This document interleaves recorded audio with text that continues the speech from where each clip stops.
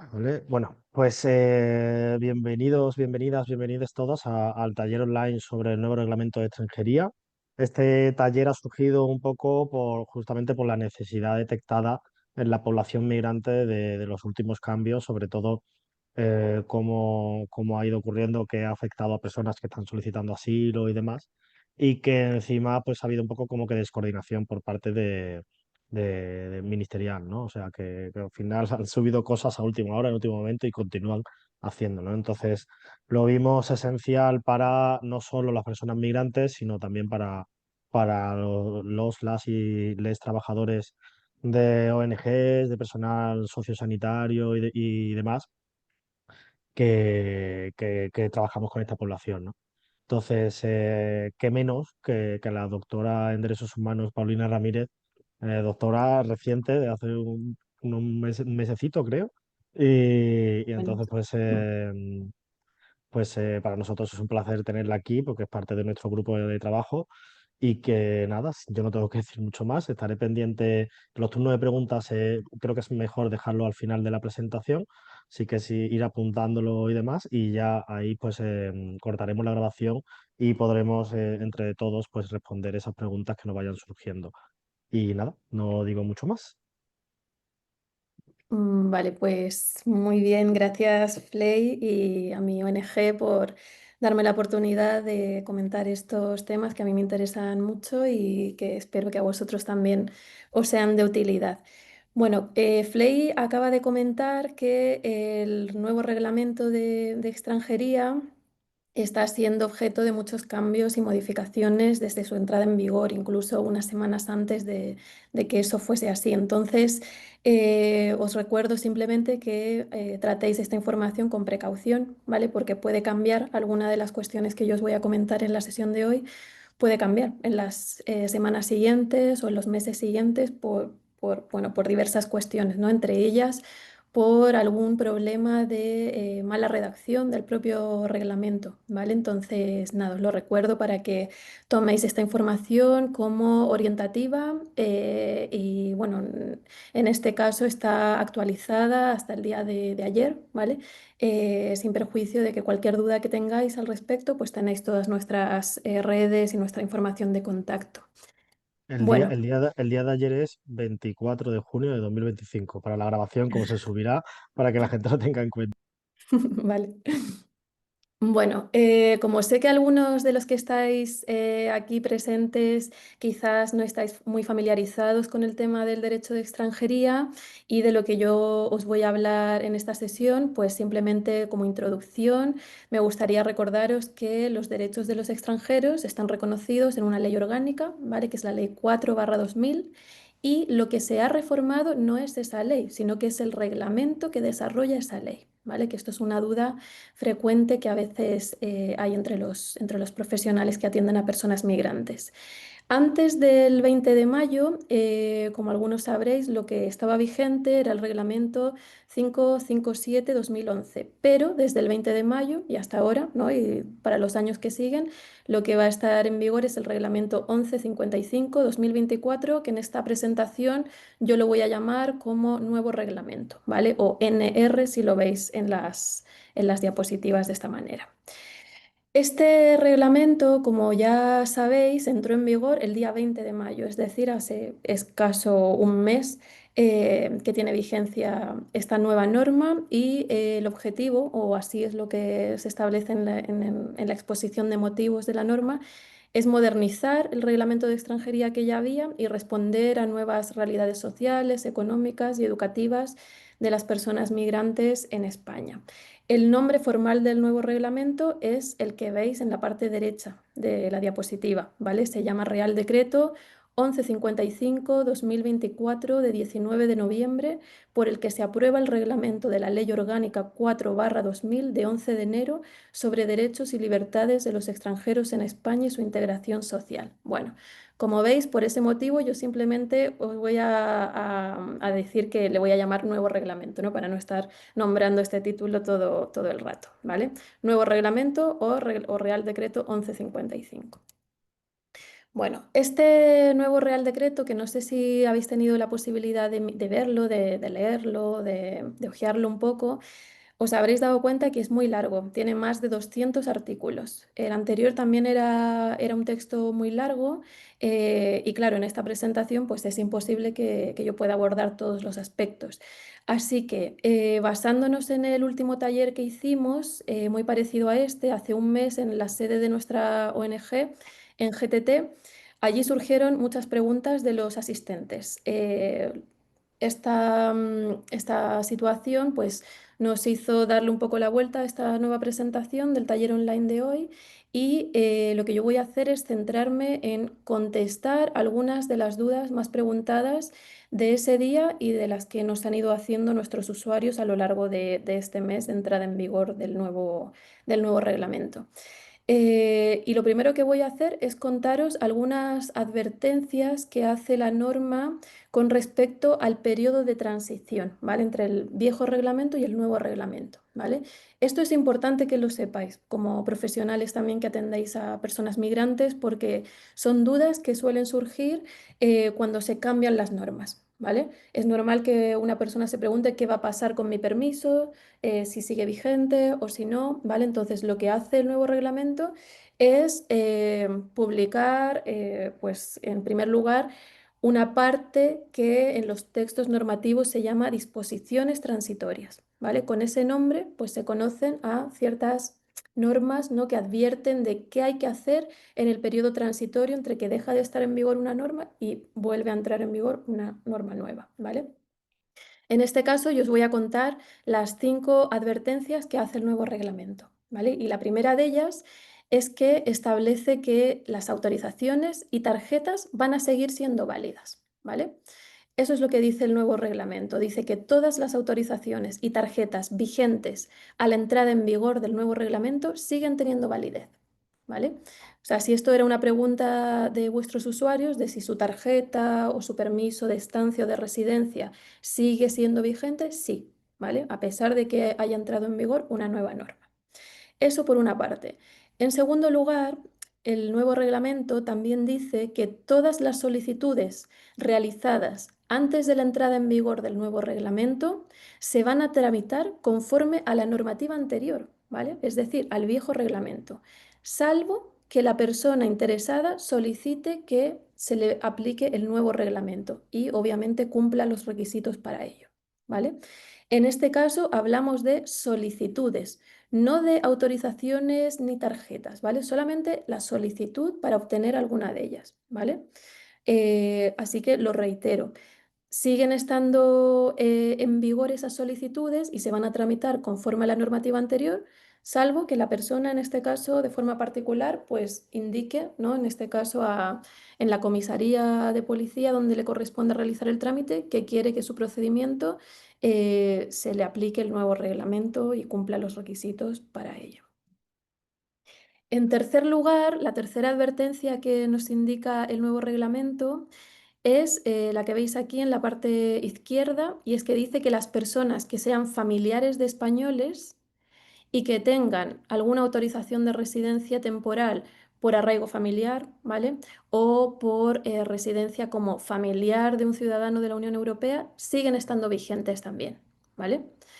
Aunque hayan sido autorizadas con el viejo reglamento, a la entrada en vigor del nuevo reglamento siguen estando vigentes, ¿vale? Me refiero solamente al arraigo familiar y a las autorizaciones de residencia de ciudadanos, perdón, de familiares de ciudadanos de la Unión Europea. En cuarto lugar, la cuarta advertencia del nuevo reglamento indica que los familiares de personas con nacionalidad española podrán solicitar una nueva autorización de residencia de familiares de españoles en el plazo de 6 meses. ¿Vale? Esto está muy bien porque permite en este breve plazo pues a los familiares de personas con nacionalidad española solicitar esta nueva autorización de residencia. ¿Vale? Luego me voy a explayar un poco más en esta cuestión porque es muy interesante y han surgido muchas preguntas entre nuestros usuarios en el último mes. Pero bueno, que sepáis que se establece esto en el nuevo reglamento, un plazo de 6 meses para solicitar esta nueva autorización. Y por último, la quinta advertencia que establece el nuevo reglamento Es con respecto a los solicitantes de asilo. Me imagino que esto es lo que más habéis oído, ¿no? Y luego lo voy a comentar mejor.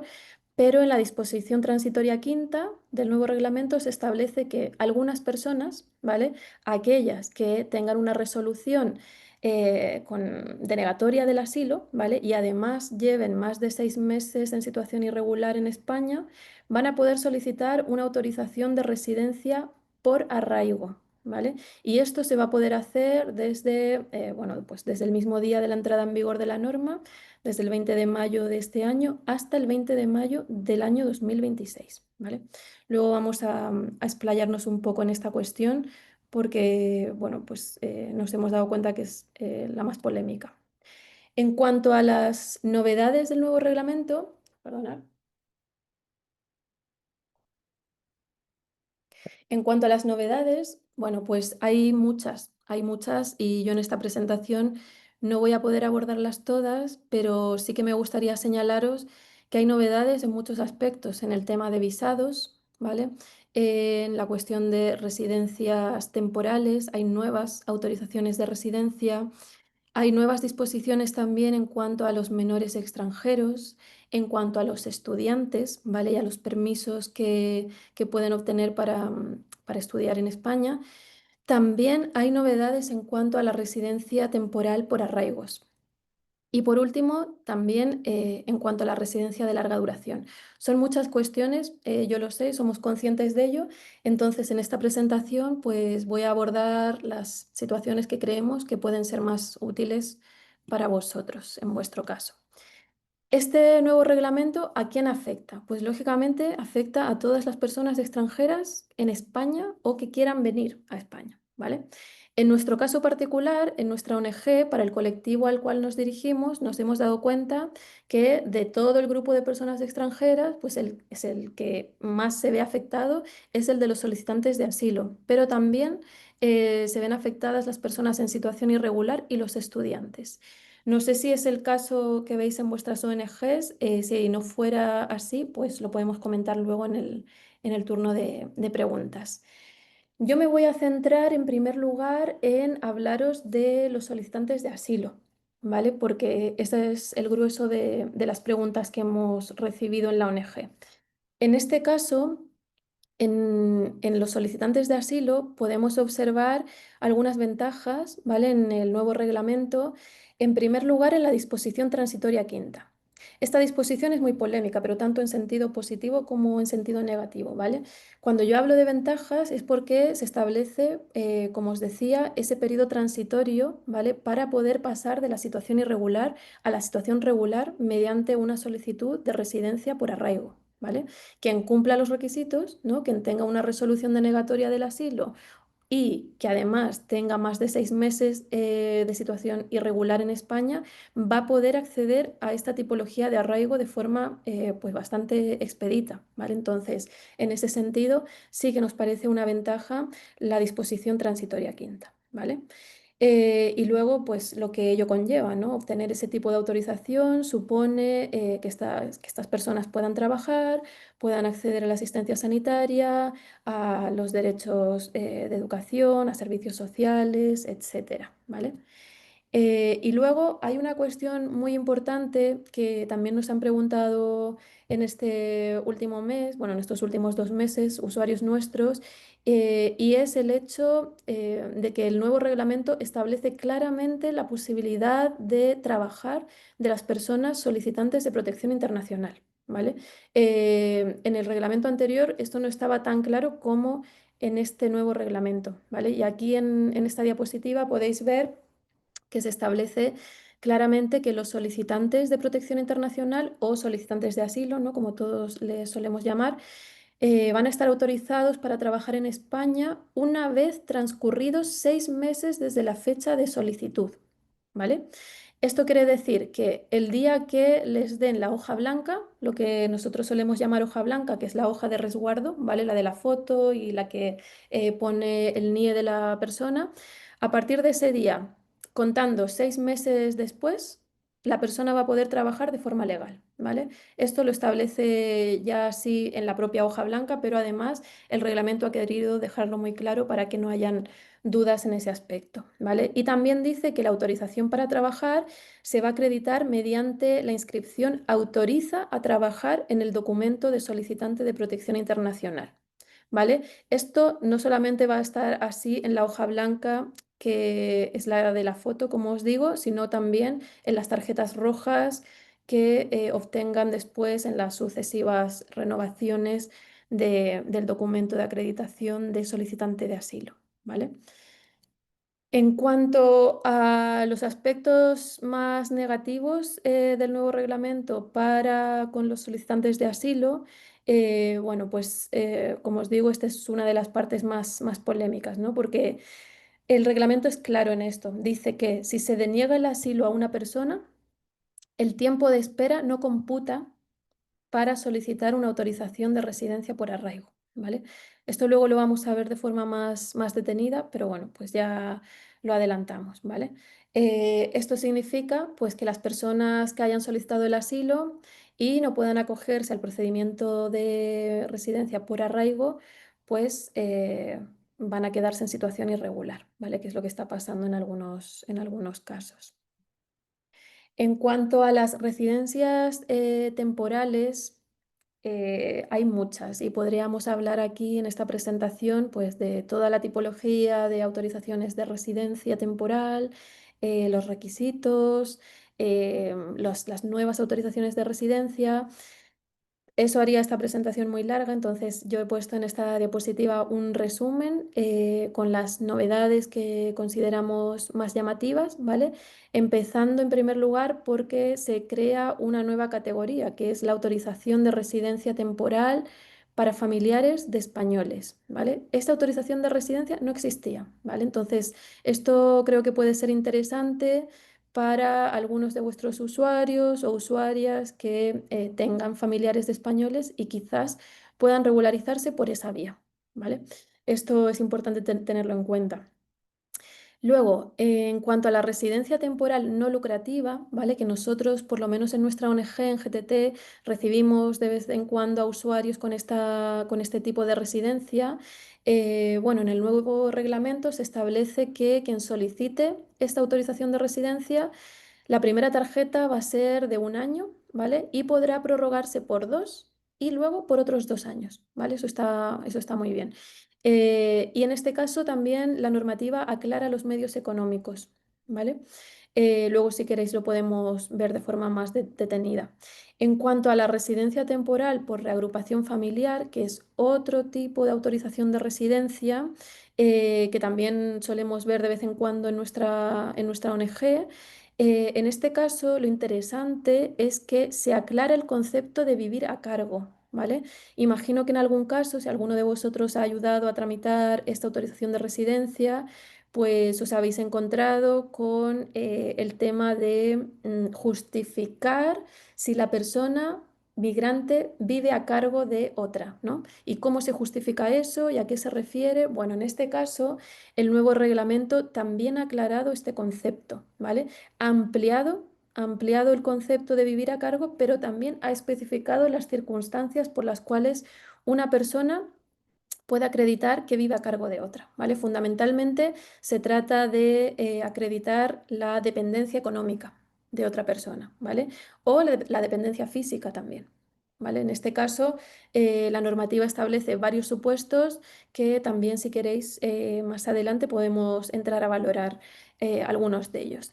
En cuanto a la residencia temporal y trabajo por cuenta ajena, que como sabéis es otro tipo diferente de autorización de residencia, en este caso, el nuevo reglamento establece que la primera tarjeta que se va a dar a la persona migrante va a tener la duración de un año, pero en el caso de prorrogarlo, esto se va a poder hacer por 4 años, lo cual está muy bien, ¿vale? Porque significa una ampliación con respecto a lo que había en el reglamento anterior, ¿vale? En este caso también lo interesante desde mi punto de vista es que se regula el concepto de cambio de empleador en 3 meses, ¿vale? Esto me gustaría explicarlo un poco mejor porque surgieron dudas en el último taller que hicimos con respecto a esto. Y es que en el nuevo reglamento se establece un periodo, ¿vale?, de 3 meses para poder cambiar de empleador, ¿vale? Esto es interesante porque en algunos casos, como sabéis, en algunos casos ha habido situaciones en las que los empleadores finalmente no garantizan que se pueda dar de alta al trabajador, o ante la primera oferta laboral luego se han echado atrás, o el trabajador pues le ha surgido una nueva oportunidad laboral en el periodo en el que ha presentado la solicitud, se la han concedido y los primeros meses de trabajo pues no se encuentra a gusto, ha encontrado una nueva oferta laboral. Bueno, pues ha establecido un periodo de 3 meses para posibilitar el cambio de empleador, ¿vale? Sin que ello suponga la pérdida de la autorización de residencia temporal y trabajo por cuenta ajena, ¿vale? Esto está muy bien y es un aspecto positivo de la nueva norma porque con el anterior reglamento lo que pasaba era que pues había que volver a realizar una solicitud de autorización de residencia, ¿vale? Y en este sentido pues es algo que se está intentando facilitar. Ya veremos en la práctica si esto está siendo algo positivo o no, ¿vale? Pero en principio, en el texto de la norma es lo que se establece, ¿vale?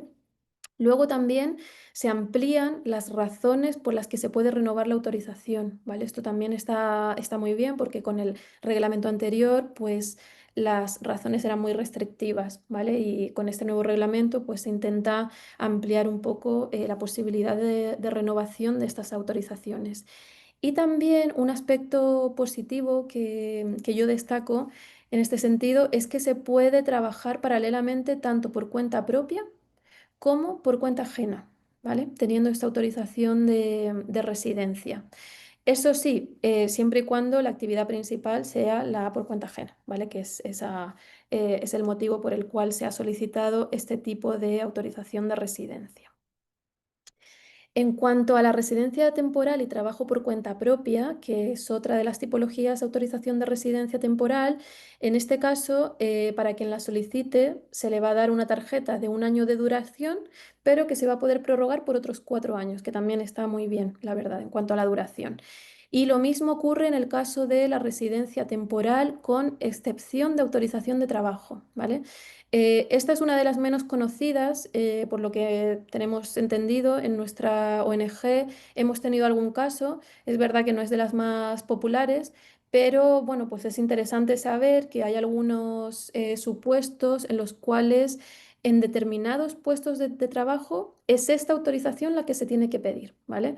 La norma especifica cada uno de los puestos de trabajo que podrían pedir esta autorización de residencia, ¿vale? Y yo os señalo pues algunos de ejemplos, ¿vale? Por ejemplo, los ministros religiosos, ¿no? Como los llama la norma, profesionales cualificados de ciertos sectores, directivos de empresas,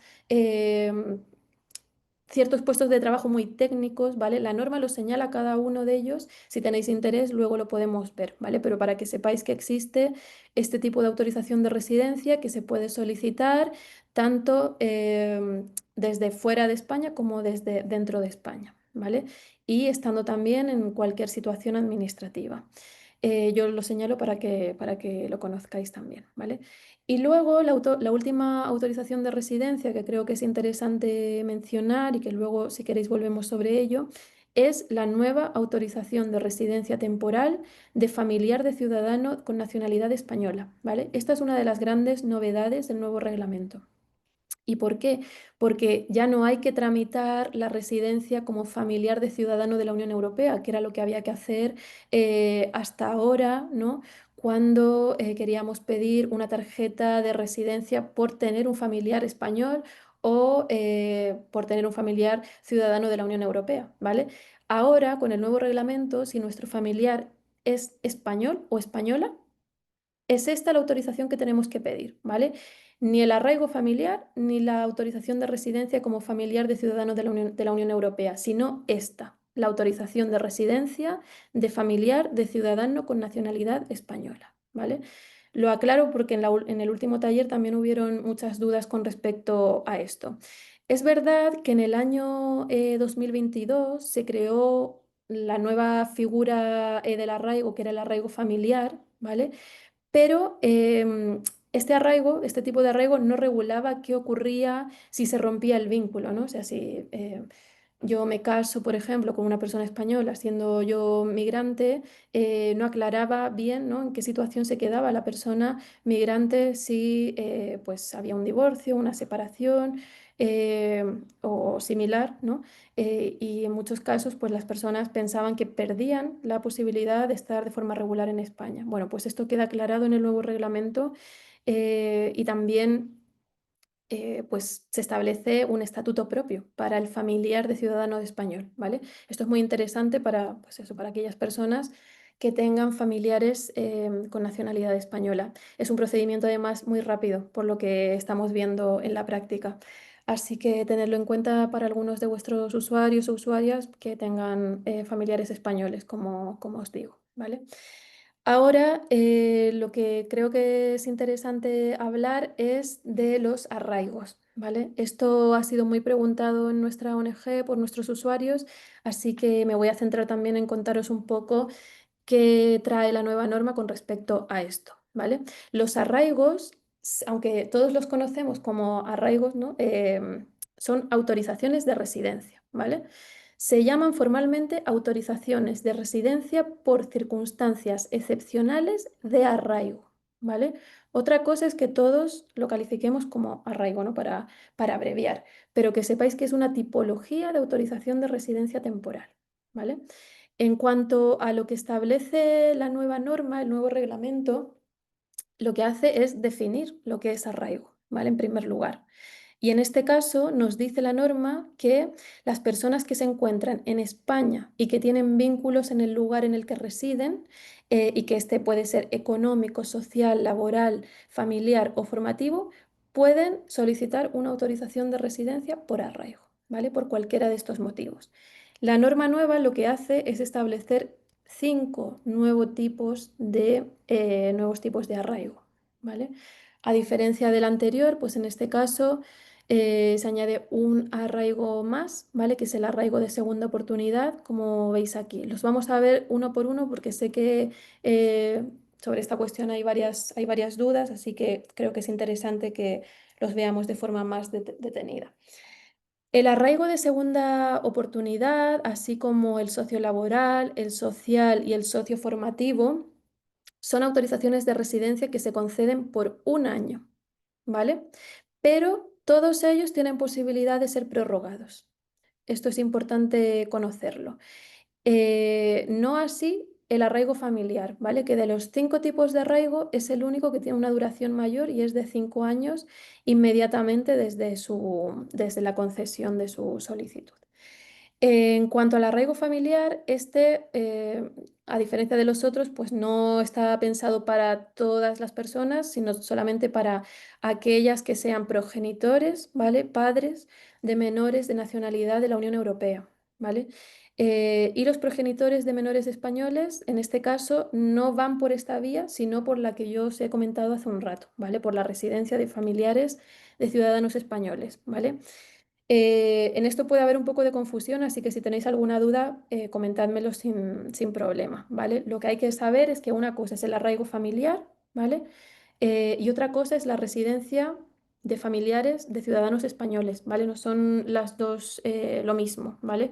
Eh, una es mucho más rápida, por lo que hemos podido ver en la práctica, ¿vale? Y en cuanto al arraigo familiar, este sí que se puede solicitar en el caso de que seamos padres de menores con cualquier nacionalidad de un país de la Unión Europea.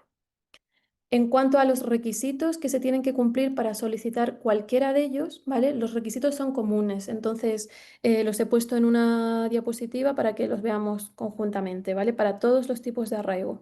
En este caso, lo que nos dice la normativa es que la persona que solicite alguno de los tipos de arraigo tiene que encontrarse en España, ¿vale? No se puede solicitar desde fuera de España. Otro de los requisitos importantes, ¿no? Y el que os señalo que es más polémico es no tener la condición de solicitante de asilo, ¿vale? O sea, no se puede estar a la vez en el proceso de solicitud de asilo y querer solicitar una autorización de residencia por arraigo. Luego, el tercer requisito es haber permanecido en España 2 años como mínimo para todos los tipos de arraigos, salvo para el arraigo familiar. ¿Vale? Para el arraigo familiar no se exige un periodo mínimo de permanencia, pero para el resto sí, y son 2 años como mínimo. Luego, no se computa el tiempo de permanencia en España como solicitante de protección internacional, ¿vale? Ojo con esto porque también ha habido muchas dudas desde que se publicó el nuevo reglamento. La nueva norma dice que se considera solicitante de protección internacional desde que la persona extranjera ha manifestado la voluntad de solicitar la protección internacional, ¿vale? Es decir, que desde esa fecha no se contabilizaría el periodo de permanencia para solicitar uno de los arraigos, ¿vale? Un tipo de arraigo, ¿de acuerdo? Esto es lo que ha traído más cola, me imagino que lo conocéis, pero si tenéis alguna duda concreta, pues lo podemos ver luego. En cuanto a las ausencias en España, la norma dice que para solicitar alguno de los tipos de arraigo no van a poder superar los 90 días, ¿vale? Esas ausencias en un periodo de 180 días, ¿vale? Esto quiere decir que no se pueda salir de España, se puede salir de España, pero siempre respetando ese mínimo, ¿vale? Porque si no, pues nos pueden echar para atrás la solicitud de autorización de residencia por arraigo, ¿vale? No sería la primera vez, de hecho. Y, lógicamente, no se puede tener antecedentes penales ni figurar como rechazable en la Unión Europea, ¿vale? Esto es muy importante porque comprobando este requisito, si la persona tiene antecedentes penales, inmediatamente no se admite su solicitud de autorización de residencia temporal por arraigo, ¿vale? Entonces, en el caso de tener antecedentes penales, pues mi recomendación es cancelarlos, ¿no? Dependiendo de los antecedentes que sean, por el delito que se haya cometido, ¿no? El tiempo varía, ¿no? Entre un periodo y otro dependiendo de la condena, si se tuvo que cumplir, etcétera, ¿vale? Mi recomendación como profesional es cancelar en cuanto antes los antecedentes penales. En cuanto al arraigo de segunda oportunidad, que es el primero que veíamos, ¿para quién está destinado? Bueno, pues no para todo el mundo. La ley en este caso es muy clara al establecer que está dirigido a aquellas personas que hayan tenido ya una autorización de residencia distinta a la autorización de residencia por circunstancias excepcionales de arraigo, ¿vale?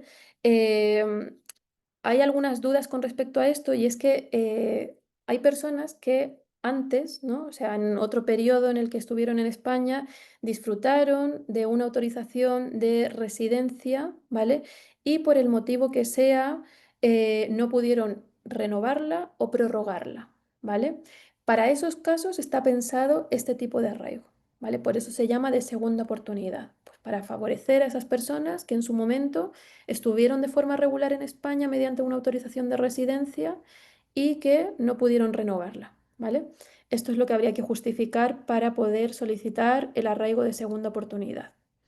En cuanto al arraigo sociolaboral, que también es uno de los más preguntados por nuestros usuarios en la ONG, bueno, en este caso, la normativa señala que para poder solicitar este tipo de arraigo sociolaboral se tiene que aportar uno o varios contratos de trabajo que garanticen al menos que se percibe el salario mínimo interprofesional o el salario establecido por convenio, ¿de acuerdo? Es decir, o sea, podemos tener varios contratos de trabajo, ¿vale? Pero siempre que se garanticen esas condiciones mínimas. La suma, asimismo, debe representar una jornada semanal no inferior a 20 horas en cómputo global, ¿vale? Esto también es importante a tener en cuenta si tenemos varios contratos de trabajo o uno de ellos, pues que tenemos que respetar este mínimo para poder acceder a esta autorización de residencia, ¿vale? Asimismo, la ley nos aclara que el salario tiene que ser proporcional al cómputo de la jornada semanal y que los contratos de trabajo deben tener vigencia y garantizar una actividad superior a 90 días, ¿vale? Esto en las solicitudes se mira con lupa porque si no hay una continuidad más allá de los 90 días no se admite a trámite la solicitud de autorización de residencia por arraigo sociolaboral, ¿vale? Y por supuesto se va a cotejar que el empleador cumpla, ¿no?, con los medios económicos suficientes que tiene que tener para poder dar de alta a una persona en su negocio, ¿no?, en su empresa. En cuanto al arraigo social, que también es uno de los que más se preguntan o se solicitan, ¿no? En este caso, la normativa establece dos supuestos, ¿vale?, en los que se puede solicitar el arraigo social. En primer lugar, señala el Real Decreto que se puede solicitar este tipo de arraigo cuando se acrediten vínculos familiares con otras personas extranjeras que tengan una autorización de residencia, ¿vale? A eso se le llama, pues, tener un vínculo familiar, ¿vale?, para poder solicitar este tipo de arraigo social, ¿vale? Esto hay que acreditarlo, que tenemos familiares y que están de forma regular en España.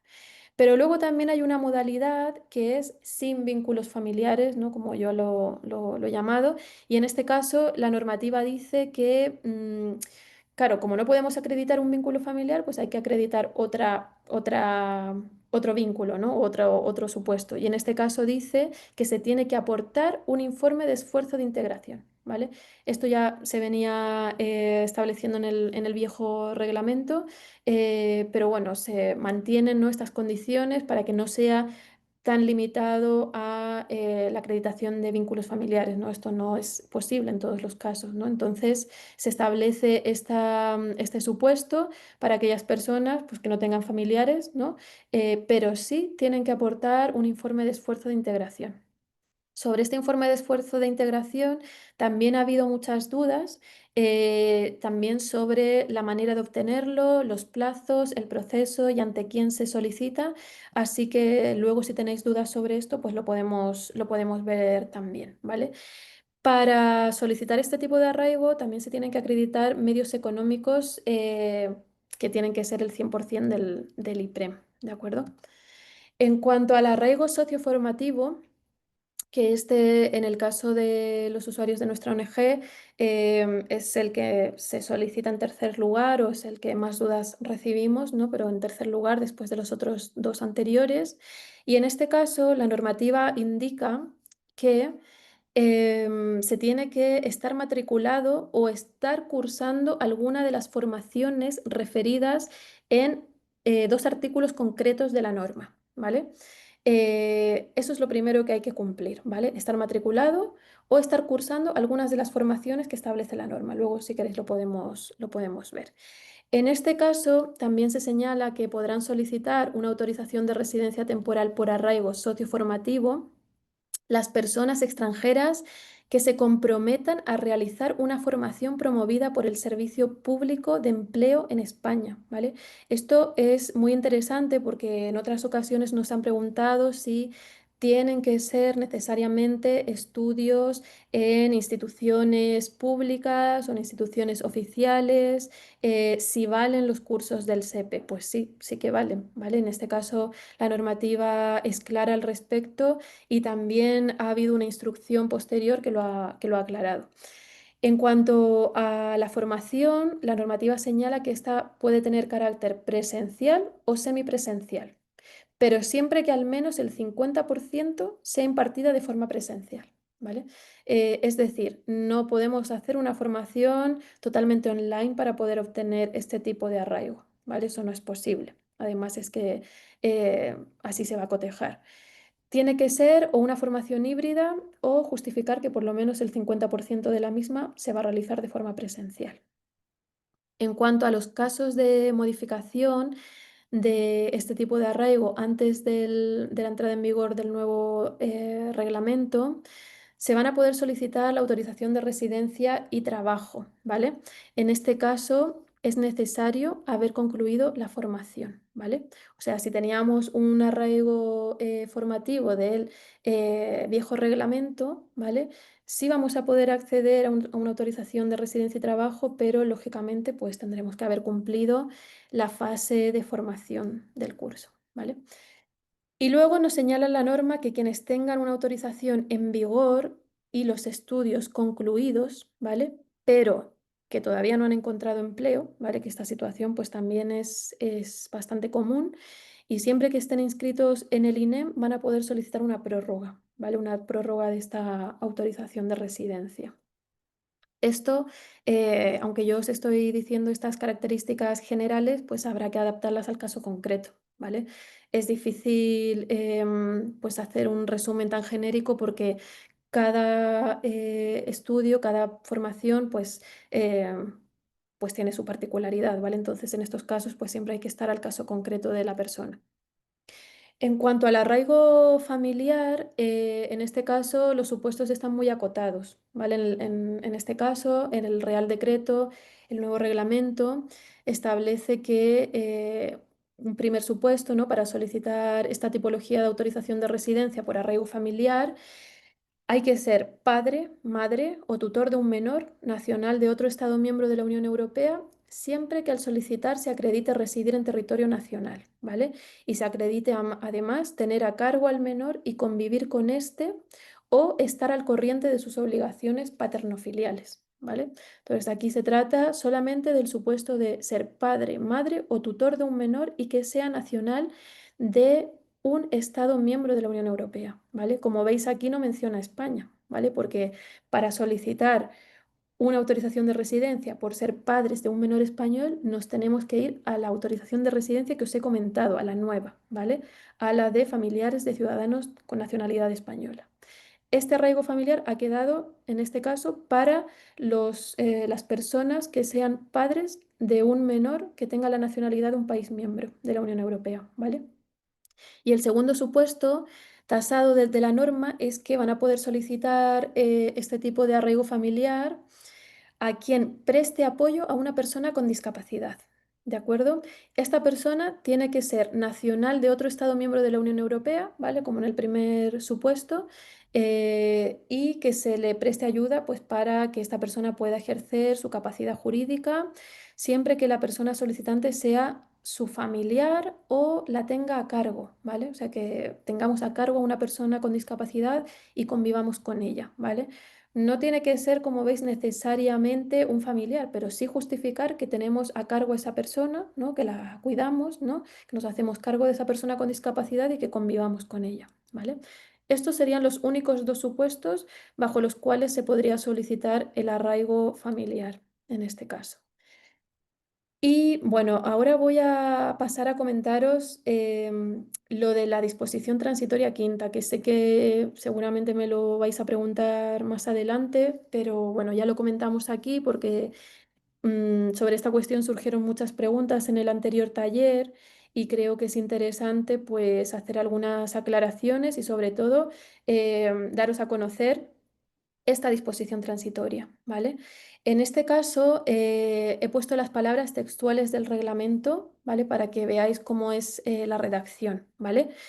Y el reglamento dice que aquellas personas extranjeras que en el momento de la entrada en vigor del nuevo reglamento se encuentren en situación irregular como consecuencia de haber recibido una resolución denegatoria o desestimatoria firme, ¿vale? De su solicitud de protección internacional y reúnan los requisitos generales específicos para solicitar una autorización de residencia, podrán solicitar una autorización de residencia por razones de arraigo siempre que hayan permanecido en territorio español en situación irregular al menos 6 meses, inmediatamente anteriores a la presentación de la solicitud. ¿Vale? O sea, como veis, el supuesto es muy acotado, ¿vale? O sea, se trata de tener una autorización denegatoria de la solicitud de asilo y, en segundo lugar, haber permanecido 6 meses en situación irregular y no en cualquier periodo, sino inmediatamente anterior a la presentación de la solicitud, ¿vale? Esta solicitud también nos señala el nuevo reglamento de autorización de residencia por razón de arraigo podrá ser solicitada durante los 12 meses siguientes a la entrada en vigor de este nuevo reglamento, ¿vale? O sea que también el periodo para solicitar esta vía de entrada alternativa a la regularización solamente es de 12 meses, de momento, ¿vale?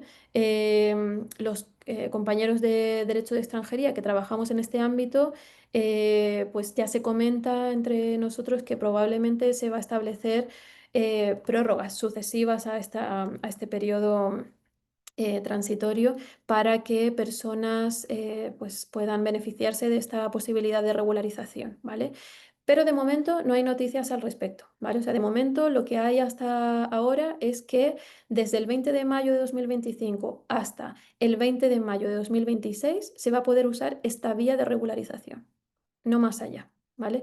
Así que, bueno, pues si tenéis usuarios que se puedan encontrar en esta situación, que puedan acreditar la solicitud denegatoria del asilo, ¿vale? Solicitud denegatoria firme, resolución firme, y 6 meses en situación irregular, bueno, pues esto sería recomendable hacer uso de esta nueva vía, ¿vale? Como sé que hay muchas preguntas y bueno, desde que se publicó el texto del nuevo reglamento, este ha sido uno de los focos de más dudas y más quejas, no solamente de las personas migrantes, sino también de los profesionales que nos dedicamos a ello y de las ONGs también, por supuesto. Bueno, pues desde el Ministerio se ha querido aclarar, ¿no?, en qué supuestos se puede hacer uso de esta disposición transitoria, ¿vale?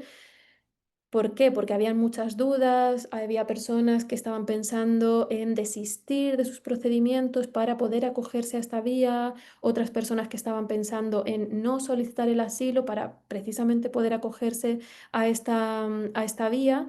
Y debido a las dudas y a las quejas, ¿no?, y comentarios que han surgido con respecto a esta disposición, el 30 de enero de 2025, es decir, antes de que entrara en vigor el nuevo reglamento, el Ministerio de Inclusión, Seguridad Social y Migraciones, en este caso a través de la Secretaría de Estado de Migraciones, lo que hizo fue publicar una nota aclaratoria sobre la disposición transitoria quinta, ¿vale? ¿Esto qué quiere decir? Bueno, pues que se aclararon varios conceptos o varias dudas que en ese momento estaban surgiendo, ¿vale? Que estaban en el aire. El resumen de esa nota aclaratoria es este, ¿vale? Que yo os dejo aquí en esta diapositiva. Y es que en esa nota aclaratoria se indica que las personas interesadas, ¿vale?, en poder acogerse al contenido de esa disposición deberán contar con una resolución denegatoria, ¿vale?, de la solicitud de asilo o desestimatoria de cualquier tipo de recurso, ¿vale?, si lo hubiesen interpuesto, firme, ¿vale? También dice que no es admisible el desistimiento de la solicitud de protección internacional para acogerse a esta vía de regularización, ¿vale? Ya lo deja claro que el desistimiento no sirve, ¿vale? En tercer lugar, también aclara que no van a poder acogerse a la disposición transitoria quinta aquellas personas que desistan de un recurso administrativo o judicial interpuesto frente a la denegación presunta, ¿vale? O sea, cuando digo presunta es que no nos llegó la resolución en papel, ¿vale? O sea, que nosotros pensamos, ¿no?, que ha sido una respuesta negativa, pero no la tenemos en papel, ¿vale?, de la protección internacional, puesto que dicha desestimación no sería firme, ¿vale? Precisamente por eso, porque como no hemos recibido la resolución firme, pues en este caso las personas que desistan del recurso tampoco se van a poder acoger a la disposición transitoria quinta. Y en cuarto lugar, dice la nota aclaratoria que sí van a poder acogerse a esa disposición transitoria quinta aquellas personas que desistan de un recurso administrativo o judicial interpuesto frente a la denegación expresa. ¿Veis? Aquí está la diferencia, ¿no?, entre la denegación presunta que veíamos en el tercer apartado y en este caso se refiere a la denegación expresa de la solicitud de protección internacional, toda vez que dicha denegación devendría firme como resultado de este desistimiento, ¿vale? Sé que esto puede traer algunas confusiones, así que si queréis luego lo hablamos en el turno de preguntas o me podéis hacer llegar las dudas que tengáis a través de nuestras vías de contacto sin problema. En cuanto a los menores, que en nuestro caso en la ONG no solemos tener usuarios con este perfil, pero si hay algunos de vosotros que sí que les atendéis, bueno, que sepáis que el nuevo reglamento también establece algunas cuestiones interesantes con respecto a los menores migrantes y en este caso, en lo que respecta a las autorizaciones de residencia, que sepáis que se establece la posibilidad de solicitud simultánea y resolución simultánea. Es decir, que no hace falta presentar una solicitud por separado del menor, sino que se puede presentar conjuntamente con la persona que le represente, con los padres o tutores del menor. ¿Vale? Em, no estoy viendo las preguntas, Flay. No sé si hay alguna que pueda contestar ahora o lo dejamos para el final. Al Eh, final, para final, no te preocupes. vale, vale, perfecto, porque no me aparecen, ¿vale? Bueno, voy a continuar con el tema de los estudiantes. A nosotros en GTT nos llega mucho este perfil de personas que vienen con una autorización de estancia por estudios o que se encuentran en España en situación regular y quieren solicitar un visado de estudios, ¿vale?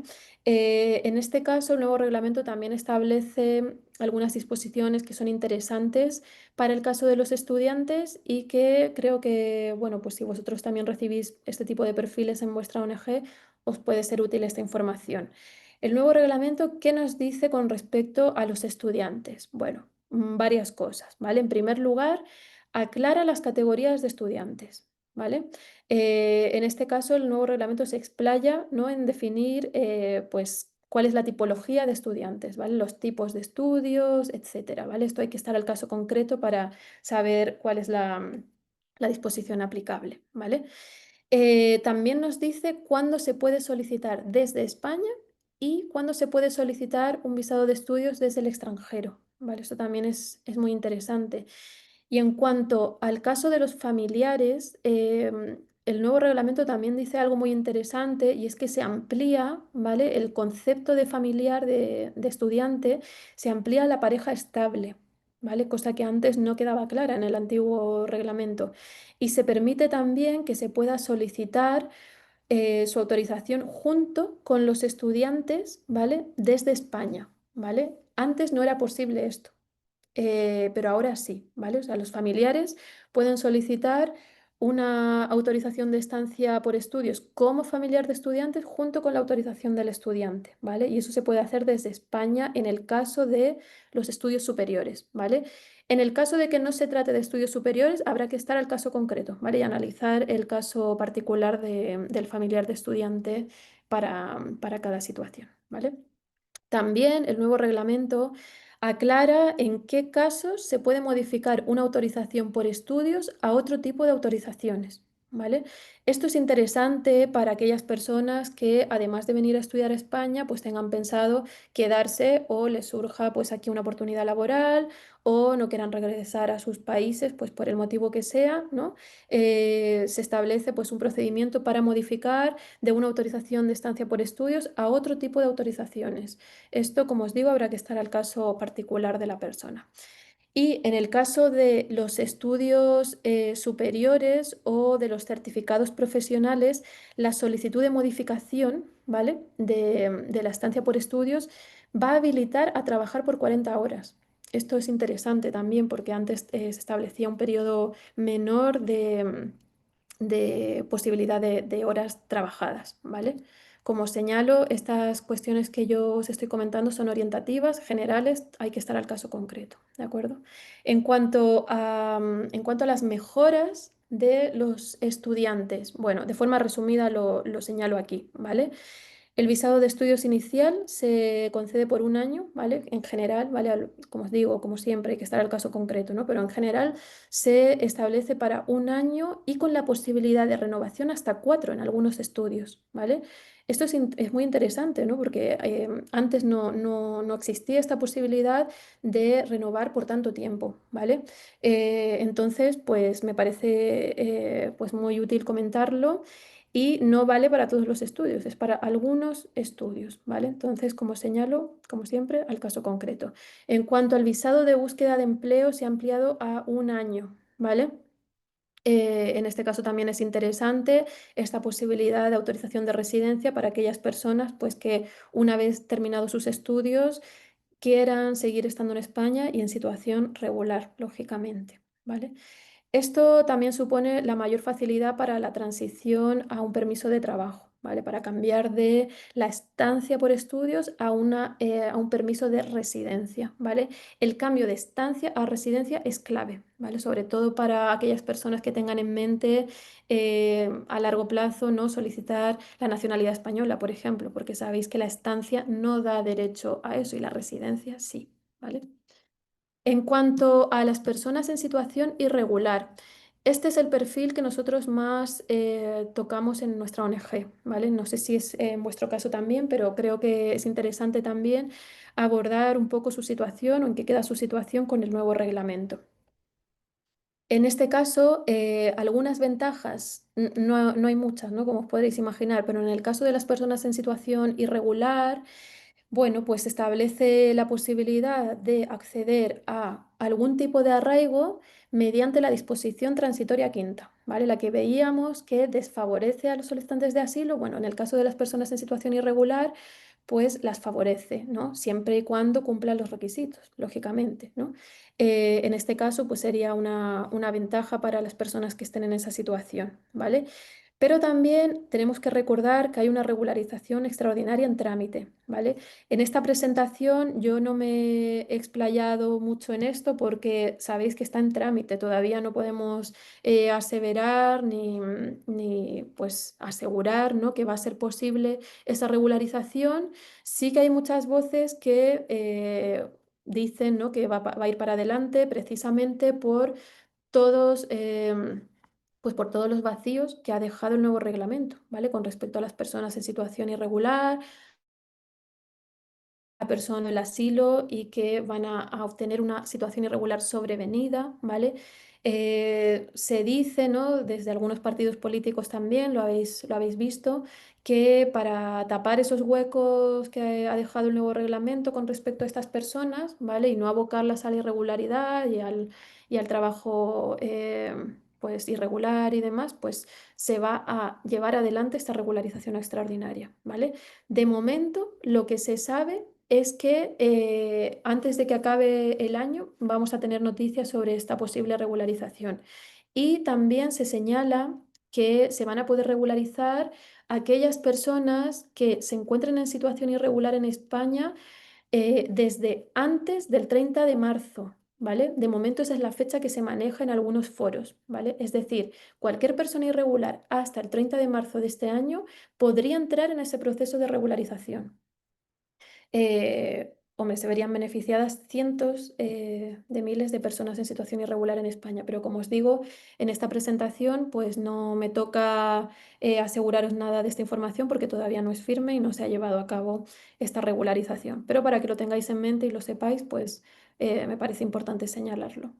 En cuanto a los desafíos que todavía queda por ver, ¿no? En el caso de las personas en situación irregular, pues ya sabéis todos, ¿no? La dificultad que supone cumplir ciertos requisitos para poder pues acceder a alguno de los tipos de arraigo, ¿no? Por ejemplo, tener una oferta laboral, un contrato laboral, pues eso en muchas ocasiones dificulta el acceder a ciertos tipos de arraigo, ¿no? Los que solicitan estos requisitos.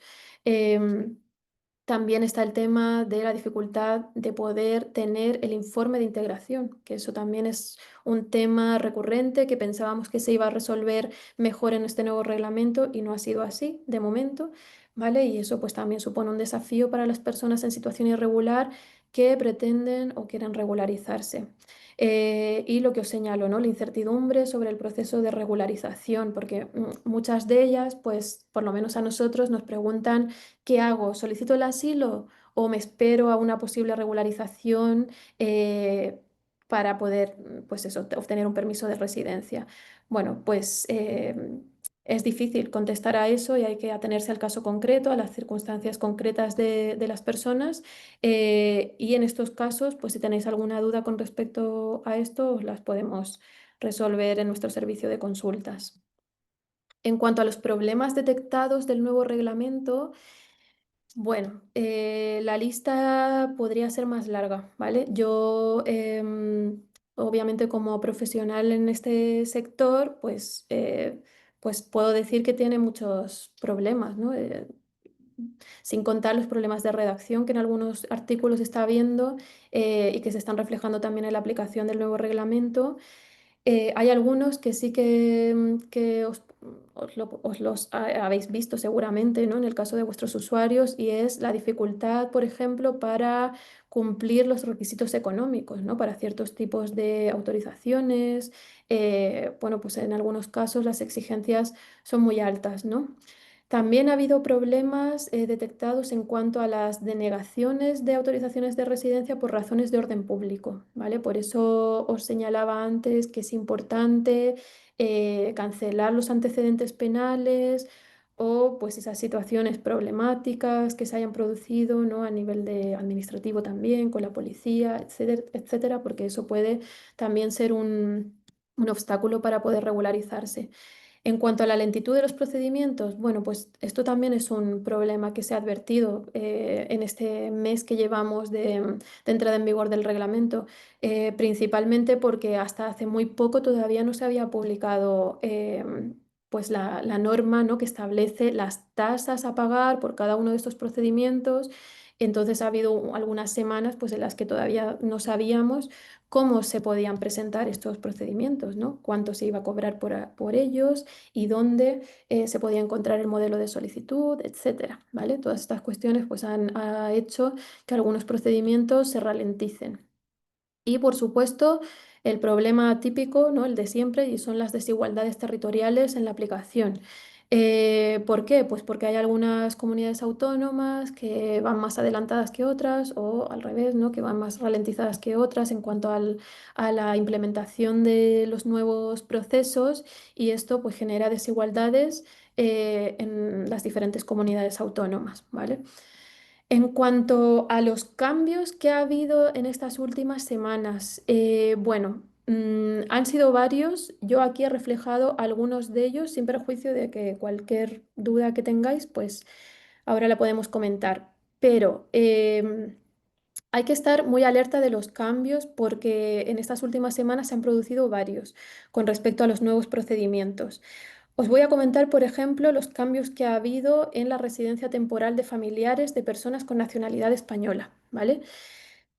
Vosotros me diréis, bueno, si esto ya está regulado en el nuevo reglamento. Sí, está regulado. Lo que pasa es que el Ministerio ha publicado una instrucción, ¿vale? En la que señala particularidades de este procedimiento, particularidades que muchas veces no está dentro del texto del nuevo reglamento, ¿vale? Por eso hay que, pues como os digo, estar muy alerta de las informaciones añadidas al nuevo reglamento para poder tener la información vigente, ¿vale?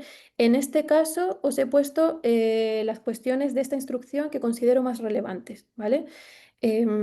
Por ejemplo, en primer lugar, señala esta instrucción como para aclarar, ¿vale? Que siempre se va a aplicar esta autorización de residencia a los familiares de españoles, ¿vale?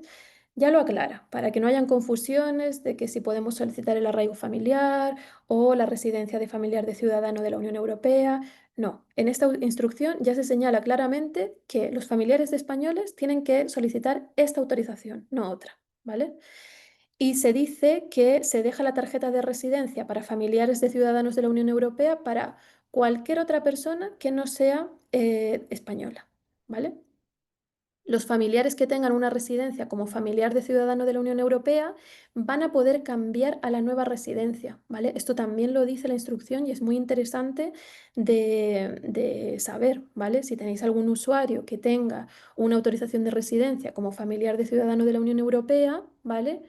Y que en la realidad pues su familiar sea de nacionalidad española, va a poder hacer el cambio de una autorización de residencia a otra, ¿vale? Lo va a poder hacer de forma automática prácticamente, ¿vale? Entonces es importante conocer estas cuestiones. Luego también las instrucciones señalan que las solicitudes de la tarjeta de familiar de ciudadano de la Unión Europea anteriores a la entrada en vigor, ¿vale? Podrán elegir que se les aplique el nuevo régimen también, ¿vale? Y luego nos dice que aquellos familiares que vayan a cumplir 5 años con sus tarjetas, ¿vale? Podrán solicitar la tarjeta permanente o una tarjeta del nuevo reglamento, ¿vale? O sea, aunque tengan una autorización que hayan solicitado bajo la normativa del viejo reglamento, ¿vale? Van a poder cambiar, ¿vale? Su tarjeta a permanente, ¿vale? A la permanente, que es de larga duración, ¿vale? O una tarjeta del nuevo reglamento, ¿vale? Siempre que cumplan o vayan a cumplir 5 años de permanencia en España, ¿vale? Luego nos dicen que los familiares que vinieron por reagrupación familiar, si el reagrupante, ¿vale? O sea, la persona migrante que les reagrupó adquiere la nacionalidad española, esas personas, ¿vale? Los familiares van a poder optar por cambiar al nuevo reglamento en cualquier momento, ¿vale? O esperar a hacerlo cuando llegue la caducidad de su tarjeta actual, ¿vale? Esto es interesante saberlo, ¿vale? O sea, si nos ha reagrupado una persona que era, pues imaginaos, colombiana y de pronto esa persona colombiana adquiere la nacionalidad española, nosotros automáticamente ya somos familiares de una persona española, por tanto también nos podríamos beneficiar de esta autorización de residencia, ¿vale? Así que ojo con esto también porque puede ser interesante y mucho más beneficioso a nivel de administrativo y de regularización, ¿vale? Con los hijos de más de 18 años o con los ascendientes que ya se encuentren en España, dicen las instrucciones que se les va a permitir que puedan solicitar esta autorización en España, ¿vale? Y luego, por último, dice que los familiares fuera del alcance de la nueva autorización, por analogía, ¿vale? No van a poder solicitar esta autorización de residencia en concreto, ¿vale? Pero sí que van a poder solicitar el arraigo social, ¿vale? Si cumplen con los requisitos. O sea, se está facilitando un poco a aquellas personas familiares, ¿no? De ciudadanos españoles, pues eso, su regularización, ¿vale? O la obtención de su tarjeta. Como no me canso de repetir, hay que atenerse al caso concreto y ver en qué circunstancias pues está cada persona para recomendarle una autorización u otra. En cuanto a las últimas actualizaciones, y con esto ya voy a terminar mi presentación, bueno, las últimas de estos días que creo que son interesantes para vosotros es la que se llevó a cabo hace nada, la semana pasada, y es que el 16 de junio se establece, ¿no? El importe de las tasas a pagar por la tramitación de las autorizaciones de residencia, ¿vale? O de estancia y de los documentos de identidad en materia de migración y extranjería, ¿vale? Esto se tenía que publicar en el Boletín Oficial del Estado, ¿vale? Por eso se ha tardado un poco en conocer cuánto iban a costar pues las tramitaciones de estos procedimientos, porque hasta que no se publica en el Boletín Oficial del Estado, pues bueno, pues no se puede saber cómo se lleva a cabo el procedimiento y cómo se realiza el pago, ¿vale? Aquí yo he puesto este link. No sé si quizás lo queréis copiar y pegar, pero bueno, esta es la información oficial. Si pincháis en este link, os va a salir el listado completo de todos los procedimientos de extranjería, de todos ellos, tanto de autorizaciones de visados, de estancia, de tanto de corta duración, de larga duración, de residencia, de todos los tipos de residencia, del documento de identidad, ¿vale? Del NIE, de todos, ¿vale? De todos los procedimientos os va a salir en este link concreto cuánto se paga por cada uno de los trámites, ¿vale? Sigue siendo el precio muy asequible, ¿vale? En comparación con otros países de nuestro entorno, que estos procedimientos son carísimos.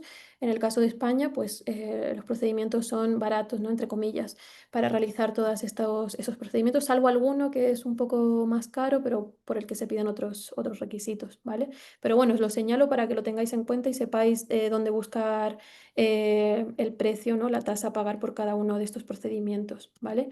Y luego también es importante que sepáis que también ya están publicados los modelos oficiales de solicitud de cada uno de los procedimientos, ¿vale? En este link también, no sé, quizás luego lo podemos poner por el chat o Ya, algo así. ya los estoy poniendo yo, no te Ah, preocupes. genial. Gracias, Flay. Me parece interesante comentároslo porque muchas veces nos preguntáis dónde encuentro el modelo para solicitar el arraigo socioformativo. Bueno, pues en este link vais a poder encontrar todos los procedimientos, ¿vale? Todos los modelos a rellenar, ¿vale? Sabéis que algunos procedimientos se pueden realizar vía online, pero todos ellos se puede establecer la posibilidad de, pues, de imprimirlos y llevarlos al organismo correspondiente, ¿vale? Aquí en esta captura de pantalla pues veis que están ordenados correlativamente, ¿vale? Son muchísimos y en esta página web os lo podéis encontrar todos ellos, ¿vale? Y por último, me gustaría señalar esto, que también es interesante. Ay, no he puesto el link, o bueno, no sé si lo había puesto y se ha quitado, pero a ver, me parece interesante señalarlo porque muchas veces nos llegan dudas a la ONG, que no sabéis de dónde viene la información o porque hay personas que tienen una información y otras que no. Bueno, esto ocurre porque el Ministerio de Seguridad Social y Migraciones establece instrucciones, ¿vale? Añadidas a la normativa vigente, ¿vale? En este caso, en esta web en concreto, ¿vale? Yo creo que si ponéis en Google Ministerio de Inclusión, instrucciones, probablemente os salga, o si no, intentaré dejaros el link directo para que podáis llegar a ellas. Pero en esta web, no es tan difícil, o sea, no es tan fácil de encontrar, porque claro, si no sabemos que se publican estas instrucciones, es difícil llegar a esta información, ¿no? Pero me parece importante que sepáis que el Ministerio está haciendo retoques o mejoras, por así decirlo, o modificaciones en algunos aspectos del nuevo reglamento y lo hace mediante instrucciones, ¿vale? Incluso a veces lo hace mediante notas aclaratorias, que esas sí que son difíciles de encontrar, ¿vale? O sea, esas, como no te relaciones con alguien del ámbito que trabaje en este sector, pues es difícil de hallar esa información, pero por lo menos las instrucciones sí que se pueden encontrar porque se publican, ¿vale? En esta web, ¿vale? Lo que pasa es que hay que conocer, ¿no? Que existe esta web y que existen estas instrucciones. Porque, por ejemplo, desde que empezó el año y sobre todo desde la entrada en vigor del nuevo reglamento, se han publicado estas 4 instrucciones que veis aquí, ¿vale? La última se publicó hace escasos 4 días, si no recuerdo mal, ¿vale? La que se llama Instrucciones SEM 1/2025, ¿vale? Sobre las autorizaciones de residencia temporal.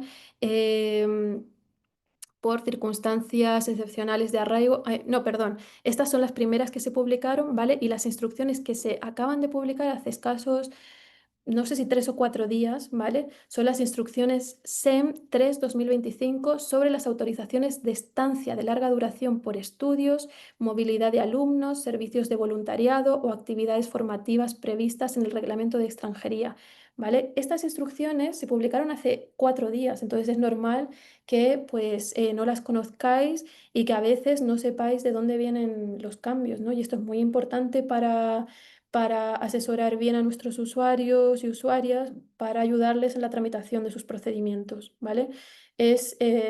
Vamos, es clave tener esta información para no equivocarnos en la presentación de los procedimientos, en los requisitos a cumplir, en los plazos, etcétera, ¿vale?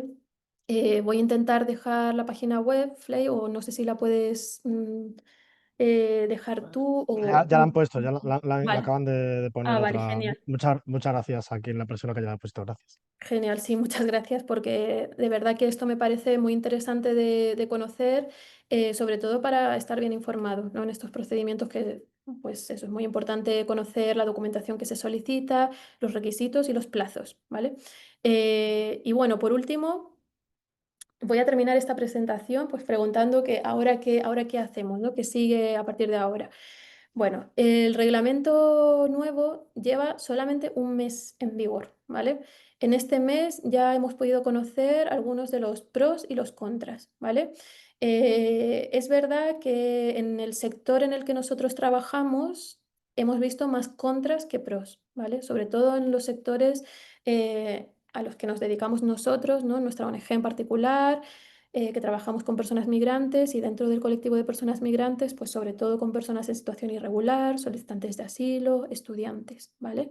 En este caso, bueno, pues mi recomendación profesional es mantenerse informado, ¿vale? Y mantenerse informado no de cualquier forma, sino a través de canales oficiales. Eh, es muy importante el seguimiento ciudadano institucional, ¿no? Yo soy consciente de que no todas las personas saben cómo llegar a esa información, pero bueno, desde GTT, en lo que os podamos ayudar, pues aquí estamos, ¿no? También considero que es importante estar alerta de los cambios, es básico, ¿no? Sobre todo para los que nos dedicamos a esto y asesoramos y acompañamos a las personas en procedimientos de extranjería, ¿vale? Em, Luego también es importante tener formación jurídica, ¿no? Aunque no seamos profesionales del derecho, porque muchos de nosotros que tenéis otros perfiles, ¿no? Sociosanitarios o sociales, pues seguro que también os preguntan sobre estas cuestiones y es muy importante facilitarles información veraz y vigente, sobre todo, ¿no? Y bueno, el apoyo legal y comunitario a personas migrantes, bueno, también somos conscientes de que muchas ONGs no tienen servicio legal específico. Esto la verdad es que a veces pues, puede ser un obstáculo, ¿no? Para encontrar información actualizada. Pero bueno, nosotros desde GTT, pues con este taller también hemos querido eso, ¿no? Intentar dar una información actualizada y si esta presentación os sirve, también si queréis, pues os la podemos facilitar o podéis contactarnos directamente en nuestras redes para poder aconsejaros o contestar cualquier duda que os surja. Yo con esto me gustaría acabar esta presentación. No sé si hay muchas dudas al respecto, pero por mi parte encantada de poder hablar un rato ahora con vosotros y vosotras. Muchas gracias. Muchas gracias, Paulina. La verdad es que bueno, ya es enorme el trabajazo, los cambios, la verdad es que actualizados hasta el último momento. Simplemente me gustaría dejaros aquí, que veis en pantalla, un código QR por si podéis evaluar el taller. De todas maneras, por correo os llegará la misma información.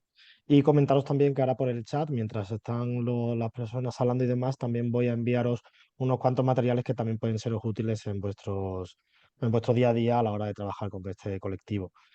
Antes de pasar por sí, la presentación la pondremos en formato PDF y os la haremos llegar también a los asistentes. Antes de pasar a Pero las tened en cuenta preguntas, que puede no estar actualizada, claro, que os pasemos la información, tenerlo en cuenta para... lo indicaremos, lo Sí. indicaremos. Antes de pasar, si hay una pregunta que me gustaría hacerte por parte para resolver, porque me la han llegado varias personas, ¿afecta algo a la asistencia sanitaria este nuevo reglamento? O sea, el hecho del solicitar asilo, los tiempos y tal, ¿afecta en algo a la asistencia sanitaria? Pues sí, sí. A ver, yo en esta presentación es verdad que no me he detenido a hablar del derecho a la asistencia sanitaria porque, bueno, íbamos a hablar principalmente de los cambios relativos a los procedimientos de extranjería, ¿no? Pero, claro, todos los procedimientos de extranjería, bueno, pues nos afectan también a otros niveles, ¿no? En este caso al derecho a la asistencia sanitaria. Como sabéis, muchos de los que estáis aquí, muchas compañeras de otras ONGs, sabéis que la asistencia sanitaria depende exclusivamente de la situación administrativa de cada persona, ¿vale? Entonces, lógicamente, en cuanto cambia la situación administrativa, tanto de regular a irregular, como de irregular a arraigos, como de arraigos a estudiantes o estudiantes a trabajadores, pues bueno, cada situación, en cada situación va a cambiar el procedimiento de acceso a la asistencia sanitaria. En ese sentido, pues también es importante estar actualizados al respecto, ¿vale? En cuanto una persona se queda en situación irregular en Madrid, ¿vale? En este caso sí que me voy a referir específicamente a la Comunidad de Madrid, que es donde nosotros estamos ubicados, hay que solicitar el DASE, ¿vale? Todos lo sabéis, ¿no? Si una persona se queda en situación irregular después de haber solicitado el asilo, hay que cambiar del DASPI al DASE, ¿vale? Hablo en estos términos en la Comunidad de Madrid, ¿vale? No sé que no es la misma nomenclatura en otras comunidades autónomas, ¿vale? Pero sí que es verdad que la situación va a cambiar. Asimismo, cuando una persona obtiene una autorización de residencia por circunstancias excepcionales, ya no por arraigo, sino por, pues, no sé, razones humanitarias, por ejemplo, ¿no? Por poner un ejemplo, pues también hay que hacer un cambio en cuanto a la asistencia sanitaria en el reconocimiento del derecho, ¿vale? Ya no hablo tanto a nivel práctico en el centro de salud o en el hospital, sino en el reconocimiento del derecho. Sabéis que es un documento que hay que solicitar al Instituto Nacional de la Seguridad Social y hay que solicitar, pues eso, el cambio de actualización de datos, ¿vale? Sobre todo eso. En cuanto a las personas que, por ejemplo, soliciten un arraigo, ¿vale? En esos casos también va a cambiar su estatus, digamos, a nivel de asistencia sanitaria, ¿vale? Si estamos con un DASPI y de pronto tenemos o obtenemos una autorización de residencia de alguna de las modalidades, ¿no? Una autorización de residencia y trabajo, por ejemplo, ¿no? O un arraigo. Pues en ese caso, pues también tendremos que ir o a una oficina de la Seguridad Social para actualizar la información, ¿vale? Para poder tramitar la tarjeta sanitaria, ¿vale? Y así no seguir teniendo el DASPI, ¿vale? Esto es muy importante de señalarlo porque hay personas que es verdad que se centran en el procedimiento de extranjería y se olvidan, ¿no? Del procedimiento de asistencia sanitaria.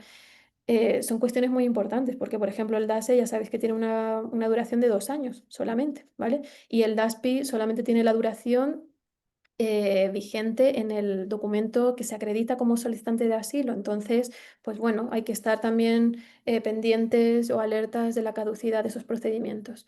Pero sí, Flay, o sea, depende de la situación administrativa. Habrá que estar alerta. Vale. Bueno, voy a parar la grabación aquí, ya con lo último que se ha comentado. Simplemente volver a recordar que esta presentación, este taller está hecho a 25/6/2025, por lo tanto, cualquier cosa que haya posteriori, pues tiene que ser observable por los que vayan a mirar esta presentación. Entonces voy a parar y pasamos a los turnos de preguntas.